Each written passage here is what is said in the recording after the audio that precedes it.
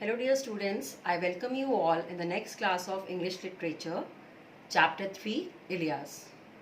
Come on, let us start about the text. Okay children, now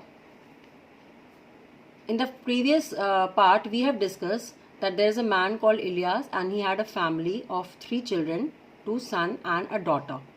Okay, and we have seen that one eldest son was killed in a brawl and the youngest one, he started disobeying his father. So they started living separately. And Ilias gave his son a house and some of the cattle, and from there his wealth started diminishing. Okay, now we move on ahead. Soon many of the sheep died due to disease. This was followed by a bad harvest, and then the Kyrgyz is a man, they live in the Mongolian races. Okay, so stole his best herd of horses. So his best herd was stolen out, and sheep died due to diseases, and it followed by the bad harvest. So his wealth decreased and he had to sell off his carpets, furs, saddles, tents and remaining cattle. So more or less everything he has to sell off, and he could live with nothing. His son who had parted, he went to a far off country. Okay, and his daughter was dead. So by then all this happened to him. His son who had parted off, he went off to live somewhere else in far off country, and his daughter was dead. Now he and his wife Shemshimagi had grown old and there were no one to look after them. Now their neighbor Muhammad Shah was a neighbor of Ilias. He lived comfortably and was a very good man. So he had pity on Ilias and remembered the hospitality of Ilias. Hospitality means the welcoming way of Ilias, because once he was rich, he always very welcomed his guest very wholeheartedly and always care for the visitors and everybody. So he remembered the Muhammad Shah, he remembered the hospitality of Ilias and said, "Come and live with me, you and your old woman." He just offered, Muhammad Shah, he just offered Ilias that you both of you can come and live with me. Okay, in summer you can work in my melon garden, and in winter you can feed my cattle. And when you need anything, tell me and I shall give you. So it was a kind of offer Muhammad Shah gave to Ilias that if you have nothing left with you now, so it's better you can come with me, work for me, and I will pay for you. So Ilias thanked his neighbor and started living with him. He and his wife, they began to work as laborers and did all their work sincerely. Okay, now because they found it a very good offer, so they started living with him.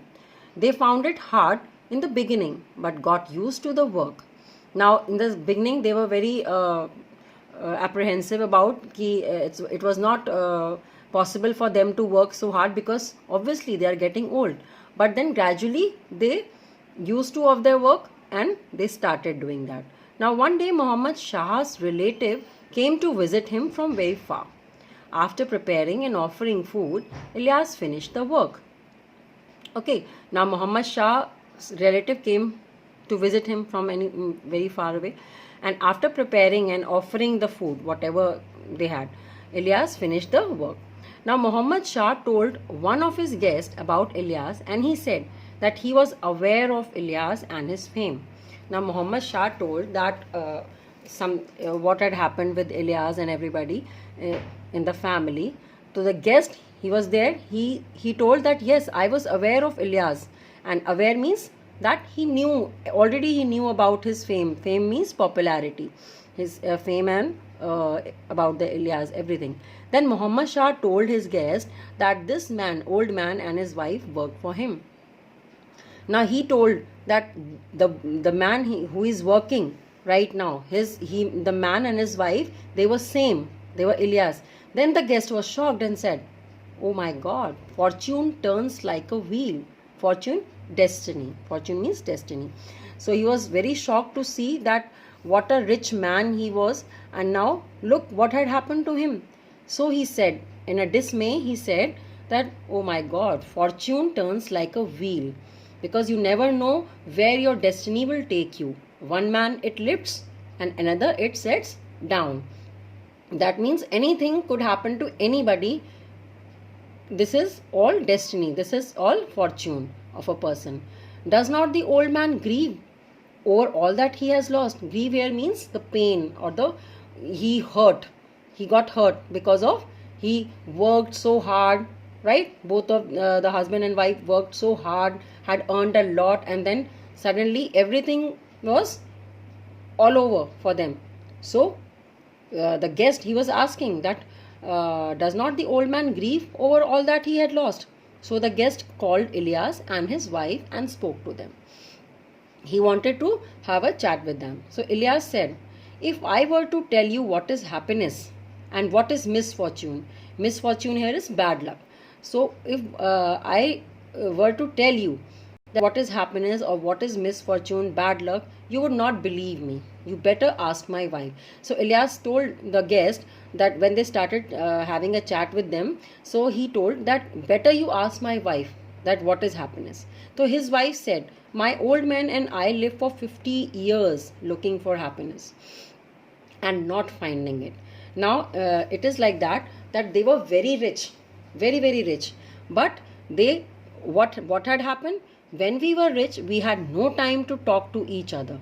Now all the regrets of his life, all the problems he faced due to being in a process of rich, now his wife was telling to that particular guest who was having a chat with them that we were rich, we had no time to talk to each other. We spent much time looking after the visitors, getting the work done from our laborers, and worrying about our cattle. So she was telling that maybe we were rich, very rich, we have everything, abundance of everything, but we don't have time. We don't have time to talk to each other, and we always spend time with looking after the visitors who is coming or who is not, and getting the work done from the laborers and worrying about the things all about. Besides my old man, besides here means and in addition to, beside means in addition to, besides my old man and I used to disagree on the things and yell means shout, and have a row means fight. So in addition to that, first of all, so we don't have time to each other, talk to each other, we don't spend time with each other, quality time. And apart from that, what she was telling, that on certain things we used to disagree and we started yelling over each other and have a fight also on with each other. Then what happened? But now my husband and I live peacefully with nothing to quarrel about. Now she was saying that but now we don't have anything, but we both live very peacefully with nothing to quarrel about, because we don't have any point to quarrel, we don't have anything to quarrel on, and we have nothing to worry about also, but just think about the best to serve our master. Only thing we have to keep in mind is how to best serve our master, and we work as much as we can, as much our body allows, we work for him, and we have fur to wear and fuel to burn. When it is cold, we get food and clothes by him, and at last we have all time to talk and the time to pray. So she was telling to the guest that maybe we don't have anything right now, but we have nothing to worry about, we are just serving our best, and we are serving however much we can work for our master, and we are working, and he is there to give the food and clothes to us, and whenever we need, we have the fuel to burn because it is cold here, and we have everything, we are at peace, and at last we have all time to talk also with each other and the time to pray, and at last we have found happiness. And this is the real happiness, when we talk each other, when we confide in each other, and we have time for each other. This is the real happiness what we are having right now. So the guest, those who are listening the story, the guest initially laughed.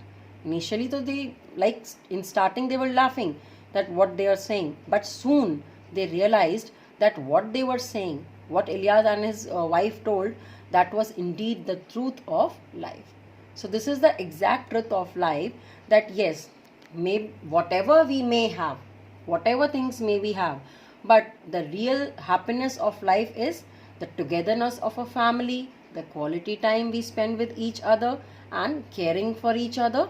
This is the real happiness. Yes, right children? Isn't it? That when we have a quality time with each other, this is the real happiness. Because the more we work, the more we do anything, but whenever we come back to our home and whenever we have the time with our family, with our parents, that is the real happiness we can find. So same happened with Ilyas and his wife, and they were living happily after that. I hope you understand the chapter. This is very wonderful chapter, I think, children. And now I have a little practice worksheet for you. This is regarding this chapter, chapter 3. Very short questions these are. First is, what is the name of Ilyas' wife? Okay, you have to tell the name of Ilyas' wife. Second question is, how many children Ilyas had? Question third is, how did Ilyas treat the visitors who came to meet him? Whenever the visitors come over to meet Ilyas, how he had treated the visitors. Okay, these are the 3 short questions. And the next exercise is fill in the blanks. You have to fill in the blanks. Okay, this is from the story only. The eldest son of Ilyas died in a dash. And the second is, the youngest son started dash him. So you have to tell about. And then second is, Ilyas and his wife worked as dash for Muhammad Shah. Okay. Third is, Ilyas had only dash and about a dash of sheep when his father died. In the very starting, when I told you about the story, what were the things Ilyas had at that time? That you have to mention it here. And the last one is, Ilyas gave his youngest son a dash and dash. When he got separated with his youngest son, what 2 things he gave to his youngest son? So this is a little practice worksheet for you, and I hope you like this chapter. Till that we meet next time, children, goodbye and take care.